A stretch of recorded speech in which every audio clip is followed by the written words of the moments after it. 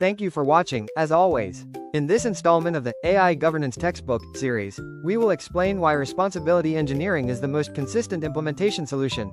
Previously, we discussed responsibility engineering, predefining the conditions under which responsibility can be established, and the three boundary designs that serve as its cornerstone.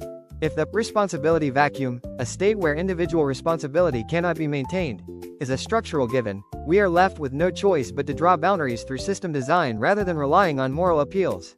However, is this truly the only method? Voices from the field often suggest that problems could be solved if humans exerted more effort, or if the AI provided more detailed explanations. Let me state the conclusion first. Resolving this through operational workarounds is no longer a viable option in practice. Responsibility engineering is not merely one of several choices, it is the most logically consistent implementation solution. The reason lies in the stark structural limits exposed by academic research. When AI processing speed exceeds human cognitive capacity, the viable options converge to three: intentionally reducing the system's speed to human limits, shifting from individual responsibility to organizational management responsibility, or accepting the absence of responsibility as a calculated risk. The three boundaries of responsibility engineering discussed last time are not a novel ideology. They are simply the implementation of these three rigorous options, not as abstract idealism, but as concrete system specifications. In domains that exceed human limits, operational solutions such as post hoc verification and individual effort lose their effectiveness, degrading into mere formalities. That is precisely why the only remaining path is prospective design, fixing the conditions under which responsibility can and cannot be established before the system even operates.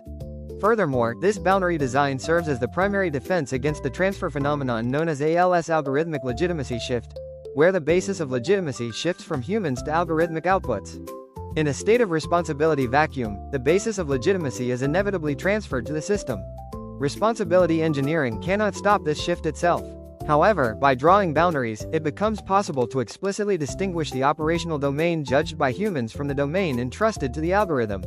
Only with this perspective distinction can the complete evaporation of responsibility be prevented.